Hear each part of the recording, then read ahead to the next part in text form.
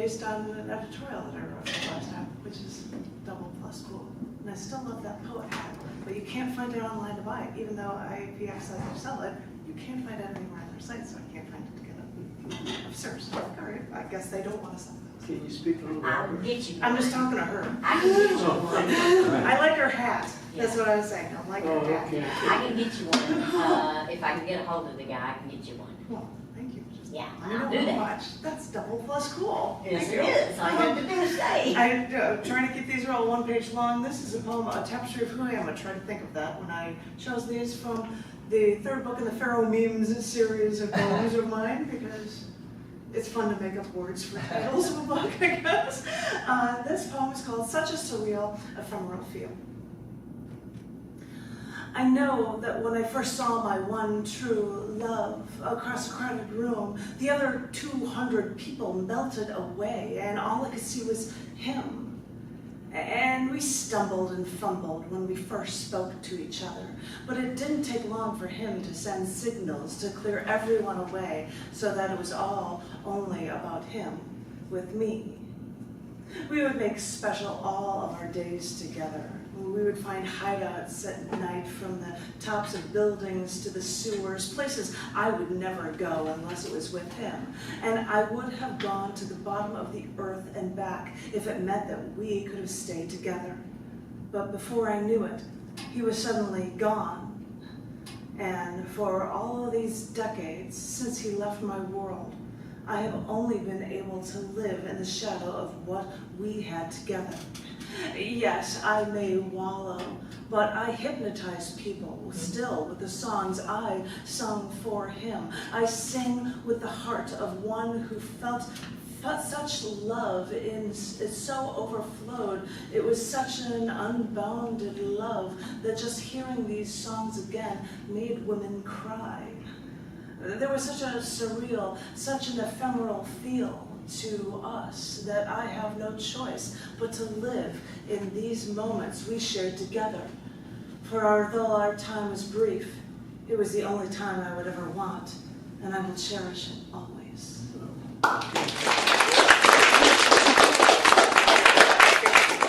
Because I have to share with you poems from the effort to write Twitter-length poems for every element in the periodic table. I'm going to share one of them with you today. It says Twitter-length, everything this poem writes to rhodium, number 45, RH, in the periodic table.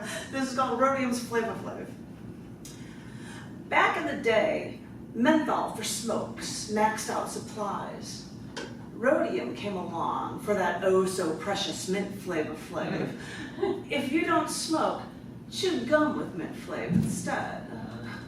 Wear pricey jewelry, listen to Paul McCartney tunes, and then realize how priceless and flavorful it really is.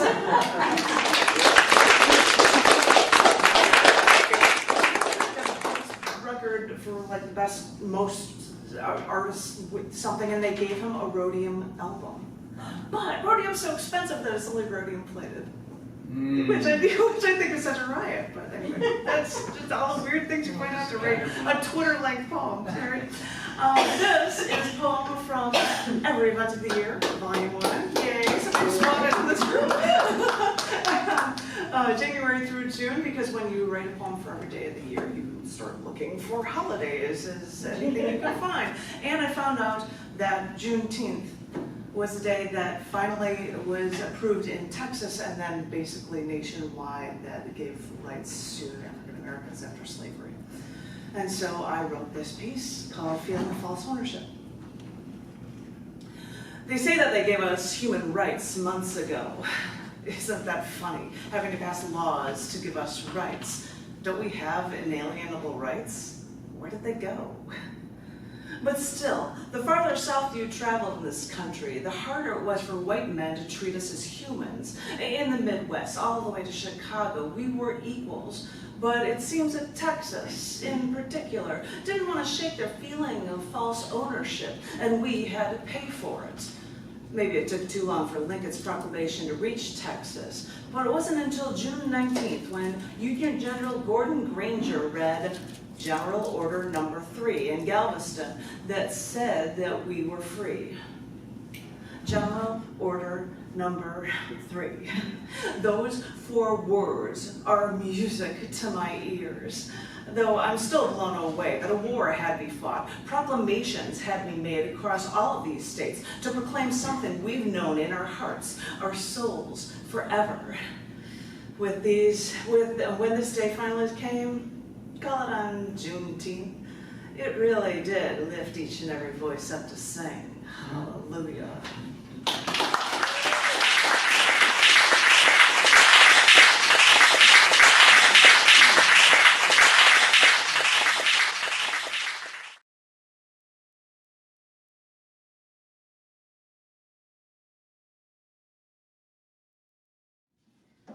Tapestry of who I am.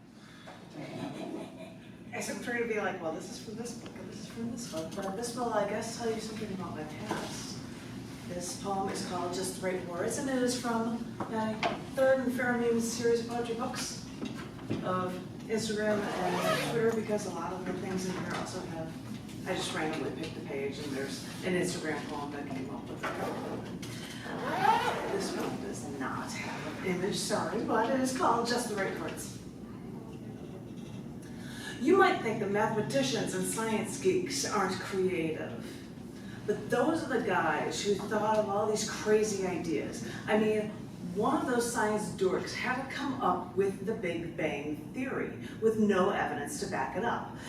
Right now, they're talking that maybe there are multiple universes that can occasionally bounce into each other and cause things like the Big Bang.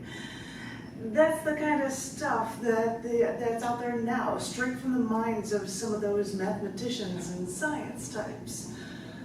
So I made a point to read the paper today, and there was an article that in lieu of one-sentence summaries for research proposals, some scientists are submitting a haiku. They call it a psyku. Now, I hear that since I've written a poem for every element in the periodic table, that the journal Science recently published a collection of haiku about the periodic table. I thought I was the only computer science engineer who decided to go the way of the poet, but at least some of these scientists have caught on to what I knew all along, that sometimes a little creativity and just the right words can make science beautiful to everyone.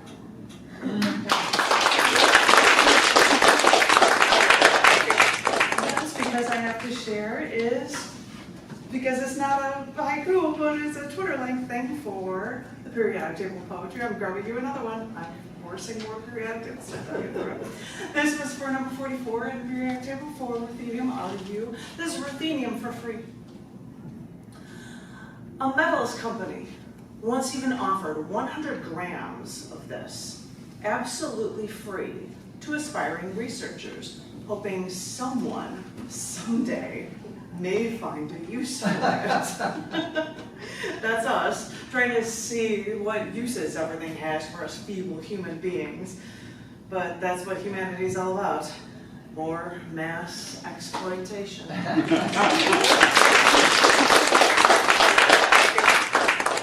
I would like to share the last poem in this book for you. I've never read this to anyone. This is June 28th, which I believe was National Insurance Awareness Day. And you're like, what? So this, I guess, will tell you something about the tapestry of my life. This one is called Know When to Play It Safe. After working in corporate America for years, I decided, what the hey, I've saved a lot of dough after living in a big city. I can act like one of those trust fund brats and quit my job and take a year off to travel. And after I got my travel plans in order and I quit my job, I then thought, wait a minute, I never use my health insurance. I mean, sure, by law, I have to get car insurance, but why am I paying for health insurance if I never use it? And that is when my travel friend said to me, no, you better get it. You have no idea what will happen, so just get it. And after all of this was actually coming from somebody who, as a rule, got into a car accident every month. But that was not me. I was Miss Sane, Miss Responsible. Nothing happens to me.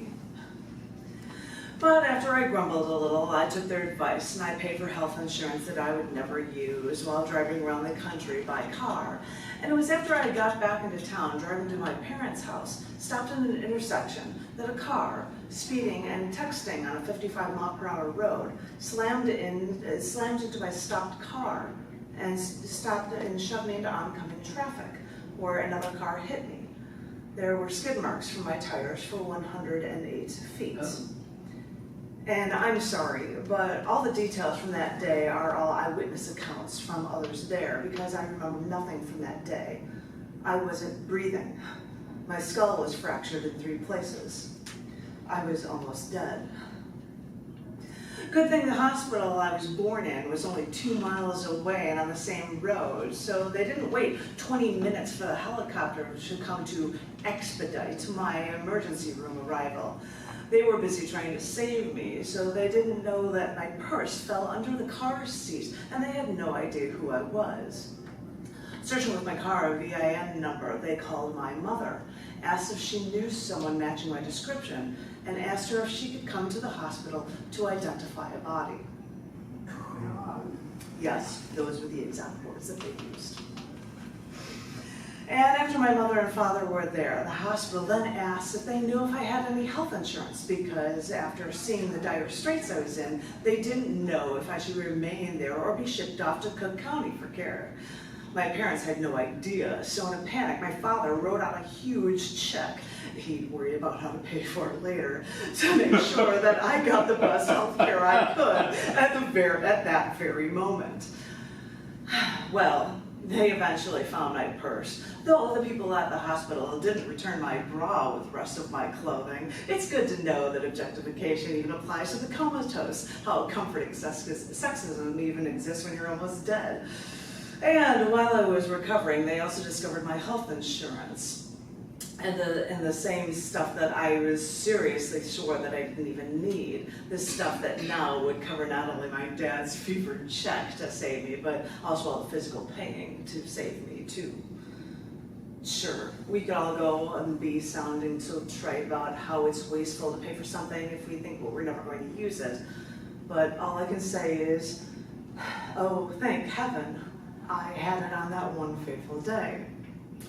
Of all the days in the world, you think it will never happen, even when you're the sane one, the responsible one, you'll never know. Your only fault may be that you cannot speak for the rest of the world. So right now, take a deep breath and feel comfortable that right now you're playing it safe.